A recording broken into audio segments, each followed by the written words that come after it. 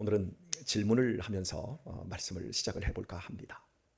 여러분은 입에 감사의 말이 주로 달려 있습니까? 아니면 불평과 원망의 말이 입에 주로 달려 있습니까? 사람은 말 한 대로 삽니다. 그러므로 감사의 말을 많이 하는 사람은 감사할 수밖에 없는 좋은 인생이 되어지지만, 불평하는 사람들은 그 인생이 평생 불평할 수밖에 없는 고통스러운 환경에 처해집니다. 여러분이 걸을 때 어떻게 걷습니까?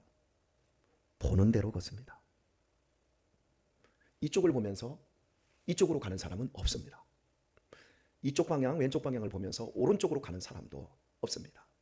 우리가 걸을 때 잠시 잠깐 뒷걸음질 치거나 옆걸음질 칠 수는 있습니다. 잠시. 그러나 우리가 궁극적으로 그리고 계속해서 가는 지점을 보면 내 눈이 향하는 대로 갑니다. 그래서 나는 지금 무엇을 보고 있는가, 또 내가 무엇을 말하고 있는가를 항상 살펴보면 내 인생의 미래가 보이는 겁니다.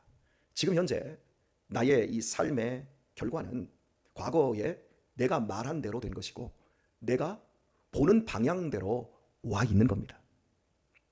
읽은 말씀에서 계속해서 강조되고 있는 것이 말이에요. 13절 후반절 끝부분을 보면 나 여호와의 말이니라. 자, 그리고 14절 끝부분을 보아도 말로 위로하고 말씀을 하거든요. 자, 하나님께서 계속 말씀을 하는 거예요. 그러면 이스라엘 백성들은 뭐라고 이야기를 했는가 하면, 바알이 나에게 양털과 삼과 그리고 먹을 것과 마실 것을 준다, 이렇게 고백하는 말을 했어요. 자, 말이 충돌하고 또 말이 서로 부딪히면서 오늘 본문이 진행되고 있습니다. 자, 16절도 보면 끝부분을 보면 다시는 내 바알이라 일컫지 아니하리라. 일컫는다라고 하는 건 말입니다. 예. 그리고 17절도 보면 내가 바알들의 이름을 저의 입에서 제하여, 예, 말이 나오는 통로, 이스라엘 백성들의 입에서 계속해서 나의 즐거움과 나의 성공과 나의 행복은 모두 세상이 가져다 주는 것이다. 세상에서 돈도 많이 벌어야 되고, 세상에서 남들보다, 아니 남만큼은 살아야 내가 행복할 수 있다. 이런 입술의 말들, 이런 말들이 다시는 나오지 않도록 하나님이 붙잡아 주겠다라는 거예요. 그래서 17절 끝부분을 봐도 다시는 그 이름을 기억하여 일컬음이 없게 하리라. 사랑하는 교우 여러분, 말이 이렇게 중요합니다. 기독교 역사 가운데 현대에 들어오면서 가장 위대한 기독교 변증가요, 사상가를 뽑으라고 한다면 C.S. 루이스를 뽑습니다. 제가 이 교회를 처음 개척하고 우리 은주 그리고 경두가 이 교회에 처음으로 학생으로, 청년으로 왔어요. 그때 제가 얘네들한테 처음으로 읽혔던 책이 기독교란 무엇인가, 이 C.S. 루이스의 이 책이었어요. 기독교 변증. 그런데 좀 읽더니 어렵다 그러더라고요. 근데 지금도 어려울지는 모르겠는데 너무 쉽게 기독교가 무엇인지를 쉬우면서도 확실하게 드러낸 책이 기독교의 변증입니다. 근데 이 사람이 스크루테이프의 편지라고 하는 책을 또 우리에게 선물로 안겨주었어요. 스크루테이프인데 일반 투명 테이프하고는 전혀 상관없는 거예요. 스크루테이프, 이게 아주 유능한 마귀예요. 이 유능한 마귀가 자기 조카 마귀에게 편지를 써서 어떻게 하면 기독교인들을 멸망길로 이끌 수 있는가, 이런 전술을 가르쳐주는 내용인데 17가지로 되어 있어요. 17가지로 기독교인들을 이렇게 유혹하고 이 길로 인도해라. 그 내용을 보면 정말 소름이 쫙 끼칠 정도로 무섭습니다. 읽으면 참 좋은데 읽지 않으셔도 저같이 또 상냥한 목사가 여러분에게 또 핵심적인 부분은 알려드릴 테니까 이 시간 한번 귀담아 들어보십시오. 마귀의 첫 번째 전략이 그리스도인들을 핍박하고 그리스도인들을 죽이고 때리고 그리스도인들에게서 돈을 빼앗으면 되지 않습니까? 라고 어린 조카가 이야기하자 노련한 삼촌이 기독교인들은 그렇게 하면 더 극성적으로 믿어. 자, 첫 번째 전략 알려줄게. 원망하고 불평하는 자리로 사람들을 보내면 돼요. 그러면 원망과 불평하다가 하루아침에 모두 지옥으로 떨어져. 그동안 쌓아온 모든 공력들 그리고 경건의 능력들 원망과 불평하면 단 한 방에 없어져. 그냥 지옥으로 직행하니까 원망하고 불평하게 만들고 원망하고 불평하게 만드는 사람들에게 사람들을 자꾸 갖다 붙여. 그러면 지옥으로 가는 첫 번째 지름길이네. 여러분, 원망과 불평이 왜 지옥으로 가는 지름길이냐면 핑계할 수 있기 때문입니다. 나의 상황, 나의 현재를 내 책임이 아닙니다. 그래서 얼마든지 그 상황이나 다른 사람에게 전가시킬 수 있기 때문에 그렇습니다. 여러분, 핑계 무섭습니다. 내가 선택해놓고 남에게 핑계를 대요. 내가 교회를 나가놓고 나는 목사님 때문에 교회를 나갔습니다. 나는 장로님 때문에, 나는 권사님 때문에.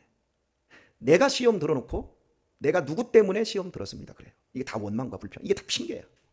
여러분, 목사에게 시험 들지 않으면 집사님에게 시험 들 사람이에요. 그런 분들은. 오래된 중직자에게 시험 드는 사람들은 초신자에게도 시험 들 수 있는 사람들이에요. 인간은 흠과 티가 있다 없다? 있다. 권혁철 목사는 흠과 티가 없습니다. 이게 흠이에요. 이게 티가 될 수 있어요. 맞죠?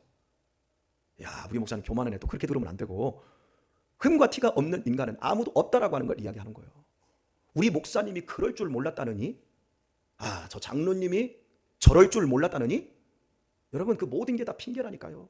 그 원망이, 그 불평이 결국에는 내 인생을 그렇게 만들어 가요.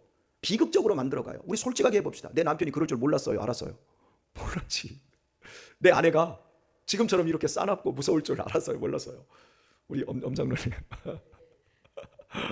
우리 강대 집사님, 우리 박정숙 권사님 처음 해봤을 때 경상도 처녀로 얼마나 얌전하고 수다를, 지금 거의 한 50년 가까이 살아보시니까 이런 여자일지 몰랐잖아요. 그잖아요?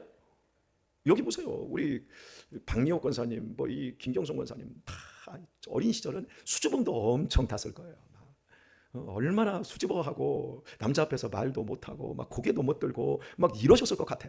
근데 지금 보세요. 고개 빳빳이 들고 당당히 들고, 예, 성숙했다는 거죠. 장성했다는 거죠. 이럴 줄 몰랐어요? 우리는 몰랐지만 우리가 살아온 방향에서 내가 본 그 눈과 내가 말한 대로 내 인생이 만들어져 있는 거예요. 핑계할 게 없는 거예요. 누가 내 인생을 대신 살아주거나 내 인생을 대신 만들어주지 않았어요. 성경에 수시로 불평하라, 항상 원망해라 하는 말이 없어요. 항상 기뻐하라, 할렐루야.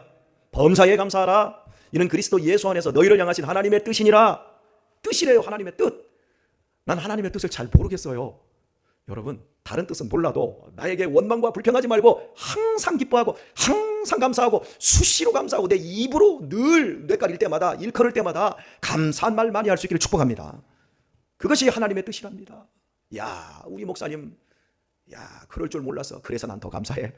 우리 목사님이 저렇게 약한 존재라면 나 같은 건 더 약하잖아. 그러니 하나님이 목사님도 용납하신다면 나도 용납하시지. 여러분, 이렇게 생각할 수 있기를 바랍니다. 감사하지 않으면 불평이 나오고 그 불평은 반드시 핑계에서 나온다는 사실. 하나님은 우리의 인생에서 우리에게 자유를 주셨고 우리에게 책임을 묻는 영역에서 하나님은 결코 후퇴하지 않는다는 걸 여러분 기억하세요. 또 한 가지를 소개를 할게요. 오늘 본문에 맞추어서 이야기를 하고자 하는 겁니다. 14절을 보면 그러므로 내가 저를 계유하여, 계유는 설득했다라는 거잖아요. 제가 말씀드렸잖아요. 꿰다, 유혹한다. 아주 말 안 듣는 아이를 구슬르고 달래서 말을 잘 듣게 만들어내는 상태, 그것이 계유라고 얘기를 했어요. 기억하시죠? 우리 유아 같은 아이들 계유해야 돼요. 이렇게 계유해서 좋은 사람 만드는 것. 이스라엘 백성들이 말 징그럽게 안 되니까 하나님이 그들을 계유하셨어요. 그 다음에 어디로 데려갔어요? 거친들로 데리고 가서 말로 위로하셨어요. 여러분, 설득을 해놓고 왜 거친들로 내려갑니까? 거친들은 원문을 보면 광야예요. 고통스러운 곳이에요. 결핍된 곳이에요. 모자라는 곳이에요. 그곳으로 데려가서 위로하는 거예요. 여러분이 시험 든 사람 위로 한번 해보세요. 위로가 돼요, 안 돼요? 절대 안 됩니다. 시험 든 사람들은 깨지고 부서지고 찔리고 광야에 들어가서 바짝바짝 타봐야, 아, 교회의 그늘이, 십자가의 그늘이, 하나님의 말씀이 선포되는, 성도들과 함께 식사하고 성도들과 함께 믿음의 교제를 나누던 그 자리가 정말 행복한 자리였구나, 그걸 알게 되어집니다. 오늘날 많은 사람들이 하나님의 말씀으로 설득되었다고 하면서 거친 들로 안 가요. 그러니까 위로가 안 되는 거예요. 주님은 말 듣지 않는, 하나님이 남편이신데 바알을 정보로 두고 있는 그런 상태에서 하나님께서 그들에게 벌을 주시겠다고 말씀하면서 그들을 설득해서 거친 들로 데리고 가셨어요.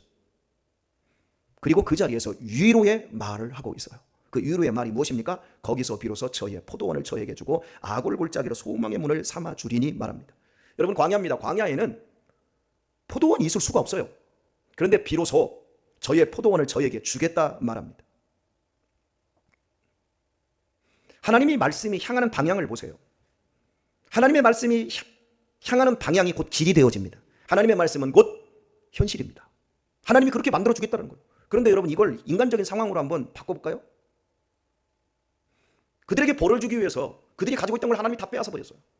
그리고는 설득해서 거친 광야로 끌어내버렸어요. 현실은 불평하고 원망하고, 하나님 무슨 거짓말 하십니까? 이게 지금 뭐하는 장난입니까? 기존에 잘 살고 있던 것들을 다 끄집어 내시더니 왜 지금 현재 이 고통스러운 것으로 우리를 끄집어 내십니까? 그리고 이제 너희들에게 이제 포도원을 비로소 주겠다, 이렇게 말해요. 자, 스크루테이프의 편지에 나오는 마귀의 또 다른 전략 하나를 여러분에게 이제 이 본문과 맞추어서 이야기를 해드릴게요. 기도는 무엇입니까? 하나님과의 대화이지요. 근데 기도는 사랑의 대상이신 하나님의 그 말씀에 완전히 복종하는 것이다. 그래서 기도하는데 굳이 무릎을 꿇거나 소리를 치거나 울 필요가 없다. 기도는 점잖하게 하나님의 사랑의 마음에 내 마음을 맞추는 것이다. 조카야, 기독교인들이 이렇게 기도하도록 독려해라. 그러면 그들은 지옥으로 향하여 인생이 나아가게 될 것이다. 이게 지금 무슨 얘기냐면 과정을 생략하게 만드는 거예요. 기도가 하나님과의 친밀한 대화이고 사랑이신 하나님의 마음과 내 마음을 딱 맞추어서 하나님의 뜻을 내 마음에 담아내는 행위입니다. 그러니까 소리 지르고 무릎 꿇을 필요가 없고 울고불고 할 필요가 없어요. 그런데 중요한 사실은 이건 기도에 가야 할 목적지이고 최종적으로 도달은 자리인 거예요. 이 자리까지 가기 위해서는 온몸으로 부딪히고 무릎도 꿇고 울고불고 하면서 주님, 나를 좀 붙잡아 주세요. 이런 과정들이 필요하단 말이에요. 그런데 침대에서 너 기도하려면 그냥 침대에서 누워서 기도해라. 너 기도하려면 그냥 소파에 앉아가지고 수시로 그냥 기도해라. 그걸로 끝내버리는 거예요. 제가 우리 유신이나 우리 아들들에게 국토종단을 시키고 밤마다 밖으로 데리고 나가요. 제가 여러분 책 읽어주는 그 부분을 보면 저녁에 사진이 많이 우리 아이들과 운동장이나 밖에서 나와 있는 그런 사진을 여러분에게 보내주잖아요. 우리 아들들에게 삶은 온 몸으로 사는 거다. 밖에 나가서 운동하는 건 좋은 거다. 머리로 알고 이해하는 것으로 끝나는 건 내 것이 아니에요. 그건. 얘들아, 오늘 비 온 뒤에 밤 공기가 참 신선하고 좋을 것 같아. 우리 나갔다 뛰고 오자. 애들을 셋을 데리고 나가서 뛰는 거예요. 그 시간은 나에게, 우리 아이들에게 기억으로 남고 추억이 되는 거예요. 여러분, 저는 기도하는데 소리 지르지 않습니다. 웬만하면. 저는 기도하는데 웬만하면 울지도 않습니다. 저는 기도하는데 악을 쓰지도 않습니다. 지금 기도하는데 저는 하나님 감사해요. 충분합니다. 하나님 고맙습니다. 속으로 이렇게 기도를 해도 충분히 주님과 소통이 돼요. 왜요? 제 20대 시절을 제가 어떻게 기도했는 줄 여기 보신 분들은 몇 분 계실 거예요. 저는 온몸으로 땀을 뒤집어 썼어요. 강단에서 기도 인도하고 찬양 인도하다가 기도를 시키면 막 땀을 뒤집어 쓰고 하나님 앞에 막 소리 지르면서 간절함과 애절함으로 하나님 앞에 나아갔어요. 온몸으로 했단 말이에요. 그렇게 다듬어지면서 드디어 내 온몸으로, 내 영혼의 감각으로 하나님과의 그 친밀함 속에서 드디어 눈을 감고 어디서든지 하나님 감사합니다. 하나님 역사해 주셔야지요. 하나님 일하실 때가 되신 것 같은데 아직 아닌가요? 이렇게 기도가 되지더란 말이에요. 그런데 마귀는 우리 그리스도인들에게 기도는 무릎 꿇을 필요가 없어. 굳이 교회에 나와서 기도할 필요 없어. 굳이 성도들 모여있는데 함께 막 소리 지를 필요가 없어. 너 혼자 하면 돼. 너 크리스찬이야. 너 교회 나올 필요 없어. 그냥 집에서 비대면으로 예배 드리면 돼. 야, 뭐들어 교회 다니면서 사람들하고 섞여가지고 그렇게 사람들 눈치 보고 힘들게 하냐? 그러니까 오늘날 200만 명이 넘는 사람들이 교회를 안 다니는 거예요. 이게 마귀에게 다 속아서 지옥으로 떨어져 나가는 지름길에 지금 떨어져 있는 거예요. 사랑하는 교회 여러분, 온몸으로 살 수 있어야 합니다. 우리의 몸으로. 우리 성도님들, 특별히 우리 목요 기도팀들 교회에서 함께 모여서 기도하잖아요. 그리고 개떡도 쪄 먹고 갱식이도 끓여 먹고 뭐 흰떡도 뽑아서 먹고 또 나눠주고, 이 지금 몸으로 하니까 이게 행복한 거예요. 저는 이 몸으로 하는 그 기쁨을 굉장히 즐겨요. 제가 그래도 몸 관리를 제법 잘 했잖아요. 그죠? 예, 어디 가서 제가 이렇게 있어도 목사님 참 몸이 좋습니다. 몸은 좋은데 건강은 별로 안 좋은 것 같아요. 어쨌든간 이렇게 온몸으로 사는 이 삶이 선행되지 될 때 우리는 더 건강한 인생을 살 수 있습니다. 오늘 말씀을 맺도록 하겠습니다. 여러분, 하나님은 우리의 인생을 거친 들로 인도를 하십니다. 그래서 우리를 다듬어 가시면서 하나님이 말씀 한마디만 주셔도 우리가 정말 감격하고 은혜스러운 사람들로 바뀌도록 만들어 주십니다. 오늘 하루 불평하고 원망하며 살아보십시오. 아멘 안 하셨으니까 감사하고 기뻐하며 한번 살아보십시오. 여러분이 이 아침 감사하고 기뻐하는 대로 오늘 하루의 삶도 그렇게 펼쳐질 것입니다. 혹시 감사하고 기뻐하는데 여러분의 인생이 오늘 생지옥처럼 거친 들이 될 수 있습니다. 그때 기억하십시오. 내가 오늘도 핑계거리를 찾을까? 아니요, 찾지 마세요. 하나님의 위로의 말을 찾으세요. 하나님만이 여러분의 문제를 해결해 줄 수 있고 하나님만이 여러분의 마음속에 포도원을 주실 수 있습니다. 세상에 아무리 진열된 것이 아무리 많아도, 아무리 좋은 음식이 넘쳐나고 좋은 것이 있어도 내 목구멍으로 넘어가야 그것이 내 것이 됩니다. 내 몸뚱이에 걸쳐야 내 것이 됩니다. 무엇을 걸치시겠습니까? 무엇을 먹으시겠습니까? 이 하루 하나님이 보는 방향으로 여러분들도 보시고, 아멘. 예, 하나님이 여러분에게 위로하는 말하는 그 말씀 그대로 여러분의 입술에도 그 말을 담아내시기를 바랍니다. 그리한다면 우리의 인생의 거친 들도 결국 우리 내면에 있는 포도원으로 말미암아 여러분의 행복한 한날이 보장된다라고 하는 사실입니다. 이 복된 한날을 이날도 살아내실 수 있기를 예수님의 이름으로 축원합니다.